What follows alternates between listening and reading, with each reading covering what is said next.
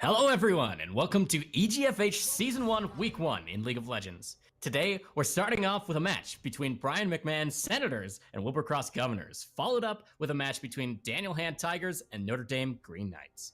I want to thank all of our sponsors for helping us out with this broadcast, Yukon Gaming Club and Yukon School of Engineering. For those of you joining us, my name is Jake, SupermanCasting Mori, and I'm joined today by David Hans Chen.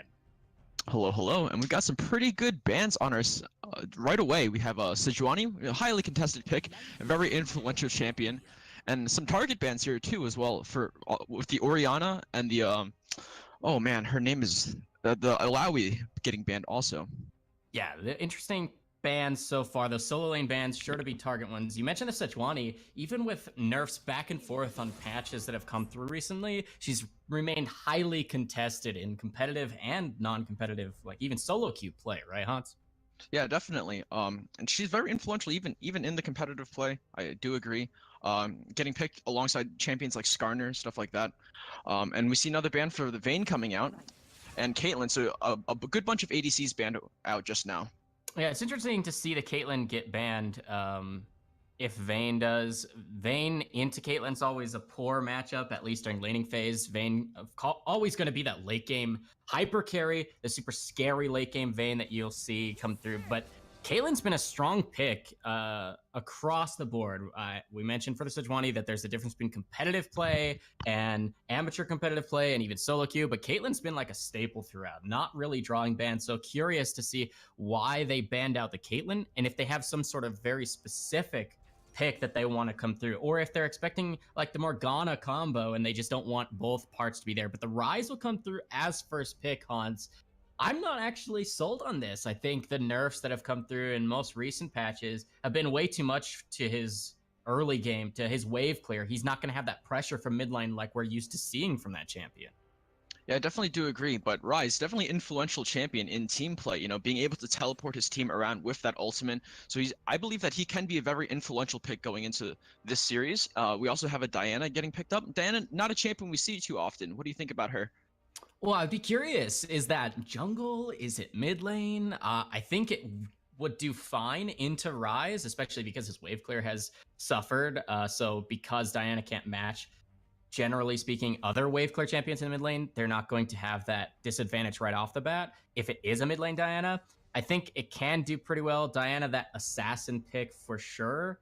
I'll have to see more picks to know if it's jungle or mid and be able to say more about it that. But Hans, the Lulu pick is interesting here. We saw two 80 carry bans, the Caitlyn and the Vayne. Lulu known for being that 80 carry late game buff champion, right? You just throw your spells on a Caitlyn, on a Vayne, on a Xayah, on any sort of marksman, and they become Marksman 2.0, right? Because of the extra movement speed, attack speed from Whimsy, and the shielding with additional attack speed and on-hit magic damage that can come from Ardent Sensor. I like this pick. I definitely agree. I want to see more bans from Wilbur here for against ADCs. You know, you were talking about Xayah, you were talking about other ADCs just like that. You know, I particularly want to see a Tristana ban coming out.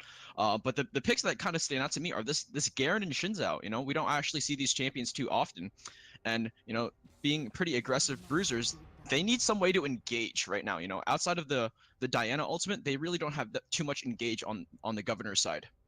Yeah, it's really just the run at you, right? Like even Diana's engage is pretty well telegraphed. She has to be running at you or playing from Fog of War to get that kind of a pick. You can't really just instantly engage without them being prepared for it. So if the Senators have drafted a composition with relatively high crowd control relative to, of course, the draft here from the Governors, it seems that they have an answer to a Diana engagement. So I agree with you, Hans. I think you need better engage if you're drafting this melee-heavy composition, or rather than engage, why not hook someone, right? Why not just hook them into your team? You don't need to engage on the 5 members if you can just pick one off.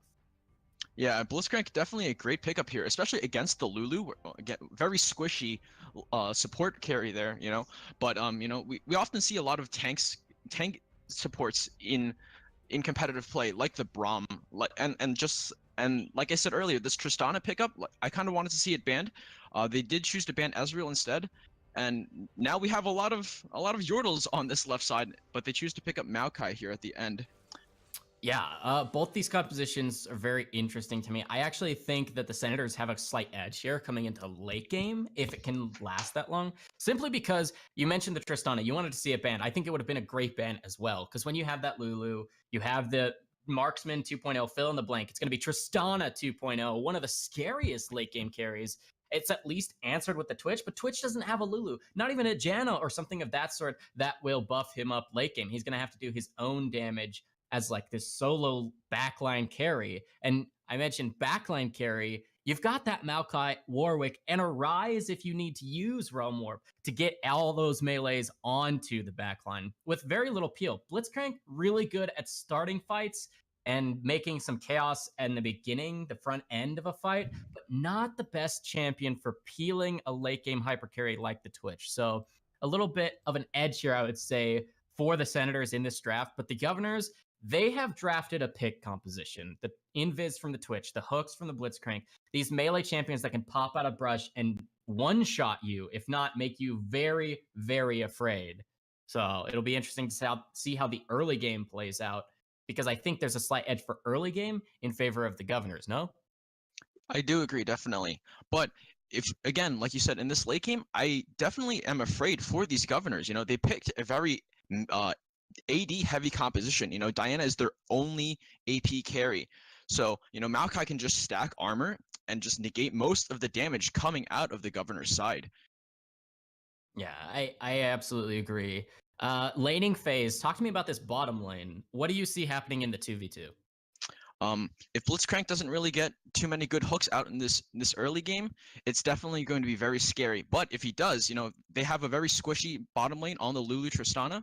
You know, Twitch being able to use his expunge, he can definitely burst them down as necessary with alongside that Blitzcrank. But they can exchange back really well from the Senator side using their poke with, you know, the Lulu Glitter Lance, you know, with the Tristana the bomb as well. Yeah, I mean, we're here on patch 8.5, right?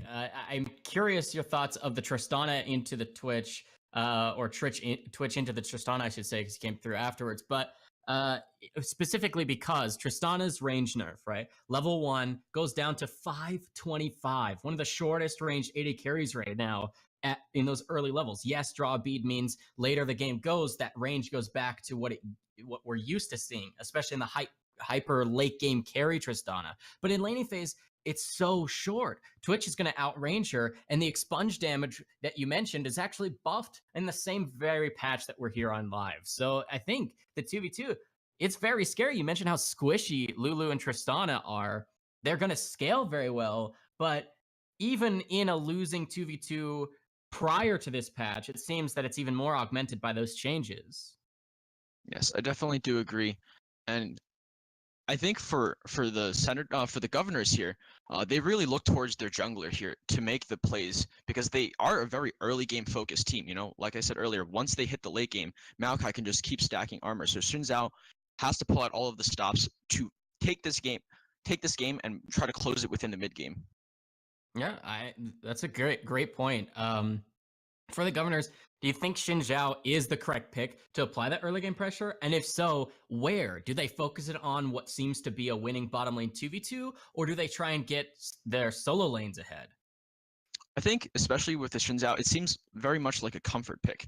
So as long as he is very comfortable with the champion, he can definitely try to make a really good influence on the map overall. Probably the focus would be, I would say, the bottom lane, like you said. Top lane, it really feels just kind of like an exchange matchup where they just farm and sit still. Garen's not going to be really able to kill Maokai. Maokai's not going to be really able to kill Garen. And the mid lane matchup can also be influenced pretty hard. If you can stop Rise early game, then he won't be as influential. He's only really there in the late game for kind of like the teleports with his ultimate and just being able to, you know, snare someone within a team fight. Fair enough. So we've mentioned a lot about how it seems to be almost an all attack damage composition here. If that's the case, Diana's the only magic damage threat. Like, really, right? You got a little bit of magic damage that can come through from Blitzcrank. Garen ultimate if you're not the villain. But if Diana's the only magic damage threat, then should they be building a magic resist at all? Or just health to deal with her burst damage and focus all their crowd control on Diana in fights? and just build straight armor, or should they still build adaptively? What do you see the strategy being defensively here for blue side? Obviously, Makai's going to start picking up armor to start, I definitely think. But, if Diana goes a little too far ahead in this game, obviously pick up maybe a Spirit Visage, something to keep your sustain up. But outside of that, I don't see many MR items coming out of this team. Fair enough. But yes, we are here loading onto Summoner's Rift. This is the Senators versus the Governors. EGFH Season 1, Week 1. Our first match of the day. I'm really excited for this. Hans alongside me, casting for you this afternoon. Welcome to the Twitch channel. I'm excited. I mean, I think this should be an explosive early game for red side. Blue side should have to play pretty defensively, right? They need to scale to that late game. Yeah, I definitely agree. One big note for me is that Rise here is actually carrying the teleport versus the Diana's Ignite. So obviously, Diana, again, like their team is going to be playing towards this early game, trying to kill this Rise really early on. Whereas this Rise just wants to play safe, use his teleport maybe to get back in the lane or go down bot and snare a couple of people to win a team fight.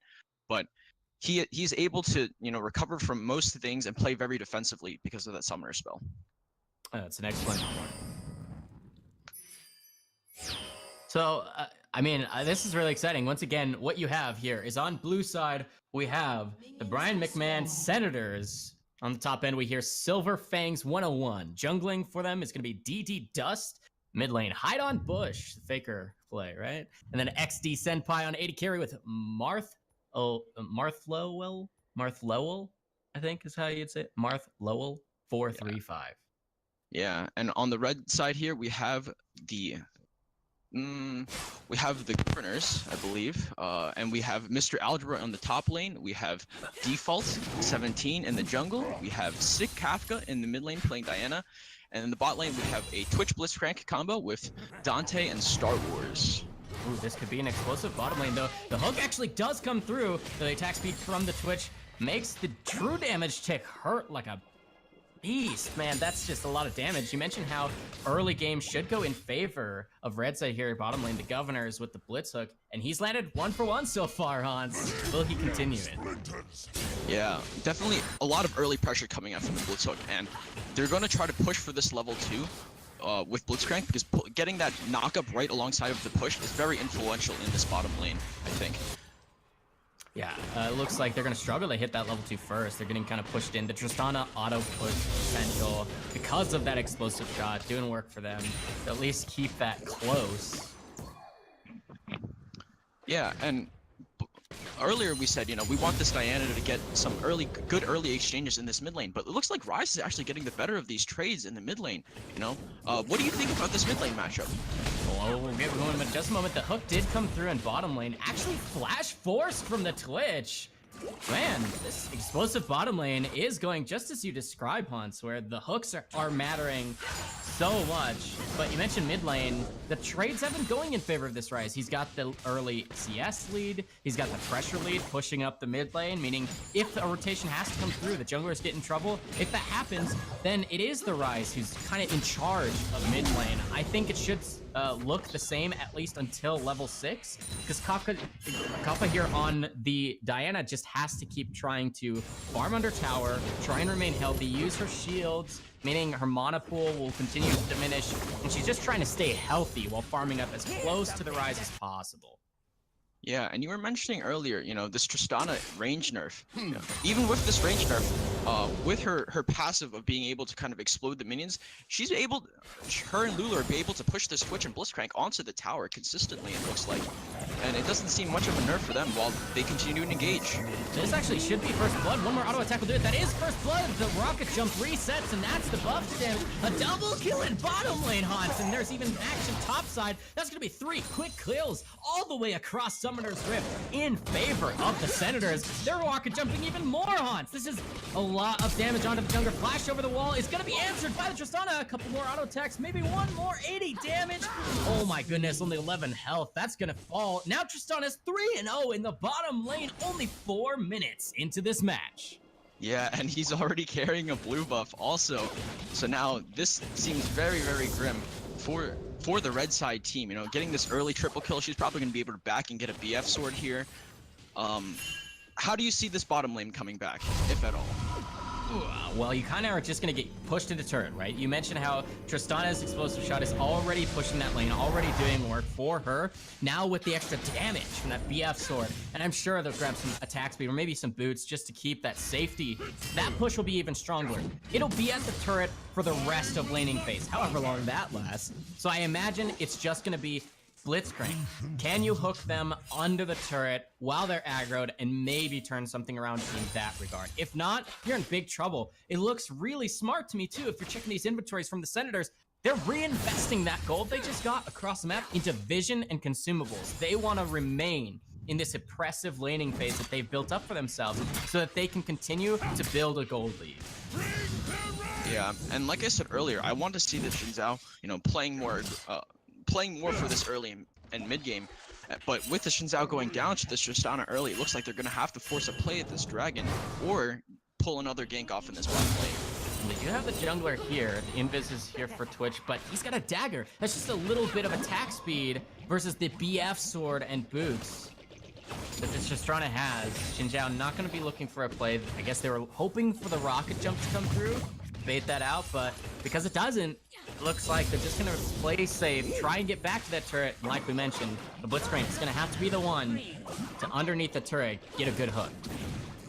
Yeah, and Xin Zhao looks like he's just gonna continue farming. You know, I definitely disagree with this situation for him. You know, I want him to play more aggressively, gank more for this mid and bot lane, and try to put more pressure onto this bot lane so Tristana has to back up a little more. Yeah, they do have pressure more top side. Oh my goodness, the flash comes through from Blitzcrank. He's underneath the turret now. Tristana going to use her own heal to play aggressively. There's only 300 health left on the Twitch. And the Lulu has to go out of Fog of War underneath the turret.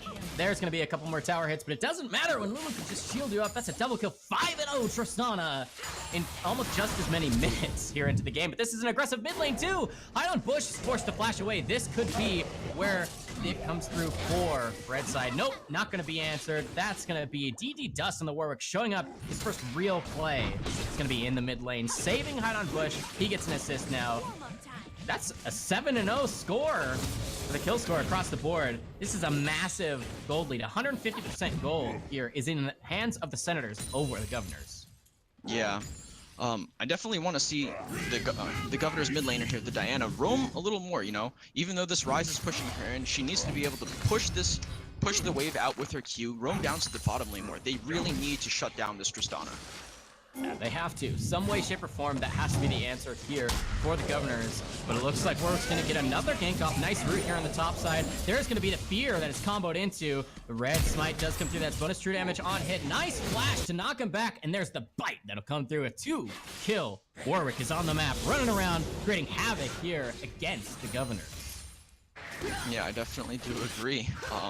The Senators are definitely, they're definitely coming out on top here, you know, and it looks like, you know, Congress is just in session for them. They're just going to be able to push out this entire game and dominate, you know, play the game the way they want to.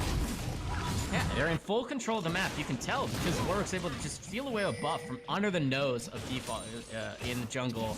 Xin Zhao really behind. He's level 5. That was already level 6 in the top lane for Warwick, and now he's got a buff stolen away. He'll get his own red buff on his own schedule. And man, you said it. Congress seems to be in session because the Senators have the floor. Yeah, it's going to be a very tough game for the Governors here, you know. And now Xin Zhao is just going to continue farming, and like I said earlier, I really want to see Sig Kafka but another fight happening in mid lane. Yeah, as long as you can say fight is about how long it takes for this explosive team to just take him down. I mean, you've got your 5-0 Tristana showing up in mid lane. That's just way too much damage. He's already got the BF sword and the pickaxe now. But talk to me, is there any hope at all for the Governors? And if so, how are they going to be able to pull this out? They have to play more defensively, definitely. And I want to see, you know, just as the Senators pulled the 4-man gank into this mid lane, I wanted to see the same for the Governors. Do the same thing in the bottom lane. You know, they have to play that way, and it looks like Shin's actually just going to go down again to this Rise. This should be a 1v2 for the Tristana. This could actually be bad news. Will the first kill actually come through for the Governors onto the fed Tristana? This shutdown gold could be so much. 200 health underneath the turret. There's the Lulu around the other side. Hook should be back off cooldown in just a moment. That's the heal that does come through. Teleport gets handled in the top lane, but the Warwick has shown up. Nice wild growth to combo that fear. The rocket jump from the Tristana does come through, and Rise has shown up. This is now 4-man once again. Nice! Infinite duress will lock him into place, and now it's 13-0 in not even 10 minutes, Hans. This is way too much of a gold lead to overcome. I've never seen it be this explosive this early in a long time. And they're pressing into the, well, should be first brick too. Will they give the solo gold over to this Tristana who's massive, who's fed out of her mind, or will they split it between the two? Oh my goodness, Hans, this is just way too much gold. I can't imagine a way to overcome such a massive gold deficit. 8,000, 8,500, only 10 minutes in. Yeah, I definitely do agree. It's a very explosive game. And on the Governor side, you know, when they saw that Dragon being taken down by the Rise, you know, they should have assumed that Warwick and Rise were both there on the Dragon and backed out instantly. Yet they stayed around, tried to continue to trade with this Tristana and be a little greedy, and they paid their price for it. Yeah, it really did. I mean, that's the worry. If you lose members in mid, right? We just saw Rise take out Xin Zhao before that play happened. If you know that your jungler can't answer a gank, if there's any fight at all that doesn't go your way instantly, you have to back off. You have to respect the fact that you don't have the same number of players on the map at the same time. You can't answer that kind of aggression. Yeah, and with the Senators, you know, we see some really good vision established in their bot side jungle, and they're going to continue to push it in. You know, I want to see the Governors establish some sort of vision. Twitch and Blitzcrank are pushed out really, really far for having no vision in that river, and if they don't try to establish that, they may pay the price for it. But it looks like the Senators are just gonna do a bunch of lane swaps and try to fight and kill this Xin Zhao again. Yeah, I mean, all you're doing is chasing him down, and you've got Lulu to help you do that, right? The additional move speed. Oh, the cancel actually does come through. Teleport canceled.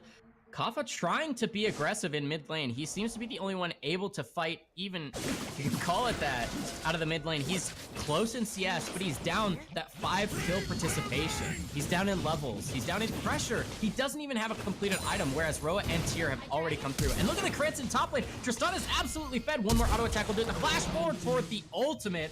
Not sure the ultimate was necessary, and auto attack probably would have done enough, but that'll be a Doran Shield Garen falling. 0-4-0 in the top lane. They're gonna look to take another turret down. Remember, this is looking to be like a perfect game for the Senators. Infinite Duress does miss. Oh, that's actually, I said perfect game. Caster Curse comes through there. Nice flash from Hide on Bush. Nice flash from the Diana. She's gonna get out with 100 health. She gets the 1 kill for their team. Yeah, I definitely do agree. But now at least they're on the board, you know. With this Diana, maybe they can try to come back with that slight bit of gold, but like you said earlier, a 10,000 gold lead now almost at 12 minutes. It's been very explosive, you know. The Senators have had more than a kill a minute, and Tristana is looking to push down this tier 2 turret in the top lane. Yeah, I mean, other than that single kill you just saw, it's been just about a perfect game in favor of the Senators. And Diana, at least, is the one that they want to see getting fed, right? If there's anybody that's going to be on the Governors to save them from this, it has to be that Diana, the magic damage dealer. This could be a 2v3 in the top lane. Look at those tricks come, the critical strikes that come through. One more auto attack will do it.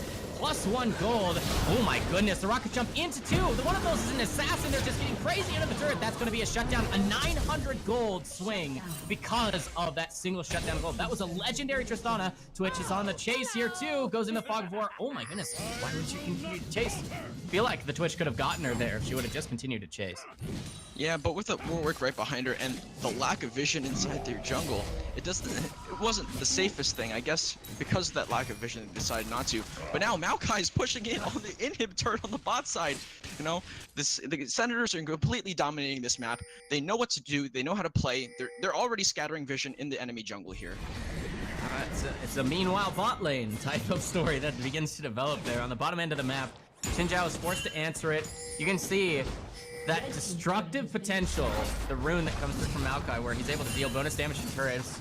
after a short cooldown based on his maximum health, and all he's been stacking is pretty much health and armor. You mentioned this, the full AD, other than the Diana, full AD composition here for the Governors means Maokai just gets to scale to massive late game where he's basically unkillable. He'll have the health pool, he'll have the armor, he'll take basically no damage, be able to dive turrets even, and that's yet another kill with awkward positioning that just comes through. 18-2 now is the kill score, and they're looking to aggress on yet another tier 2. Yeah, and they were doing really well, you know, dropping that Rift Herald right into this mid lane, and it looks like they're probably just going to continue sieging on this mid lane turf with all 5, you know, forcing all of the Governors to come into this mid lane while having a pretty good amount of side lane pressure. Once they see Diana down in this bot lane, they're just going to continue and engage right now. Yeah, they engage, and why not? You have so much of a gold lead. The Maokai's the one to tank it up. He's got the health and armor. Oh, the hook does come through, though. Will Diana be able to burst out the Tristana? Yes, the last auto attack from the turret will do it. That will be Tristana falling, and once again, that shutdown gold goes over to the Diana. Nice pull there from the Blitzcrank. That's what we have to keep seeing here from the Governors if they want a way back in. But speaking of a way back in, a way into the base is developing now for the Senators. They're breaking the first inhibitor turret only 15 minutes into the game. The fear comes through on to the Blitzcrank. Look at the damage from this Rise. He's been able to stack that tier. He has the Roa. It's already halfway done stacking. But once again, Diana, she's now on a killing spree, Hans. 4-3 on this Diana. She's got all of her team's kills. She might be the answer. The way back in it here for the Governors. Yeah, and for the Senators, they definitely overstayed. You know, once they took down that inhibitor tower, they definitely should have left, knowing the spawn times of the Governors here. But it looks like they're just going to be able to pull back and get this Infernal Drake while they have the time. Well, they better make use of that time, because you can see they're now missing people on the map for blue side, right? You mentioned it, the Senators, they overstayed, they get caught. They're not able to take any more objectives if they get caught out by overstaying like that. Luckily, they take the Infernal. That's something you don't want to give over to Diana. If she's that assassin, that means the burst potential will always be there. Oh, nice play here into the jungle. That was a good combo of the root into the fear. And you can see the crowd control is there, the pick potential is there when you have that much gold. But speaking of pick potential, there is going to be the hook. And Xin Zhao's going to try and put on the pain. 200 health after that little bit of the healing comes through. Will the fear be enough? Oh my goodness, Infernal saves his life and gets more of the healing. Wild growth for the knockup. That's going to be a slow Blitzcrank. Twitch is really close too. He says, I'm out. I can't save your life, Blitzcrank. I'm sorry. And just with the zeal and boots too, he's forced to run away. Cannot turn around. Even with his ultimate available, you can imagine them running through a quarter like that. If the gold was even, Twitch might have been able to just turn around and deal some damage, maybe threaten some kills, but he's so far behind at 0-4 that Twitch just isn't a threat at all. Yeah, but I definitely do disagree with some of those choices that were made in that team fight, you know. They had the Warwick completely surrounded, but they're getting another fight instantly. Fight is a little bit more than I'd call it. It's just... these champions, when caught out, when not in very safe positions, are just about as hard to kill as cannon minions. You can see 1, 2, 3, 4 auto attacks is all it takes from this Tristana. 1, 2, 3, 4 more. That's a double kill. And look at this Blitzcrank. He's supposed to be one of the tankier members of his team. It's a lot more than 4 auto attacks, but it's still going to be another. He's diving 2 turrets as a marksman. Tristana is just massive right now. 2 completed items, tier 2 boots. They're opening up the other end of the map. Hunts. There doesn't seem to be any hope here for the Governors. Diana can't be everywhere at the same time, and even when she is there, she can't always get the kills. There are these shields, the heals, the crowd control that can come through. Tristana is just so massive right now. Yeah, I definitely agree. With these level and item leads that the Senators have, it's definitely going to be very hard for the Governors to recover here. You know, can they even come back? You know. With such a level disadvantage, I feel like they just have to either turtle in base or just accept this loss.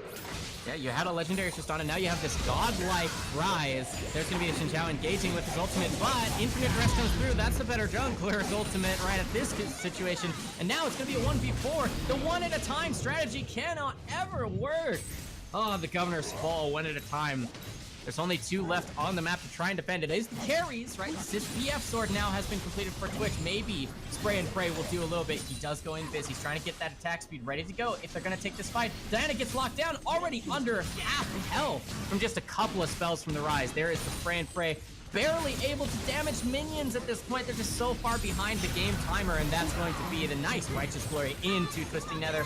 That's going to be a deletion. The Deathless top laner here on the Maokai. Nice engagement there. The pull from the Blitzcrank comes through. Nice 3-man fear, and there's going to be the Brambles that come through from the stun of damage. Oh my goodness, double kill. Will it be a triple? Will they hand it over? It will be a triple kill. 16 kills. That's 4 times the entire enemy team, and it's all just on this marksman. 37-4 will be the final game score. Doubling, more than doubling the total goal before the 20-minute mark. There's the Nexus explosion. Congratulations to the Senators. They're going to take the win over the Wilbur Cross Governors. Yeah, and definitely a very explosive game from the Senators. You know, more than so many kills that they had, you know, almost double the kills in terms of minutes even, you know. We saw some really great gameplay coming out of this Tristana, you know, being able to secure, you know, a triple kill in the early game and carry that from an item advantage to just dominating her lane.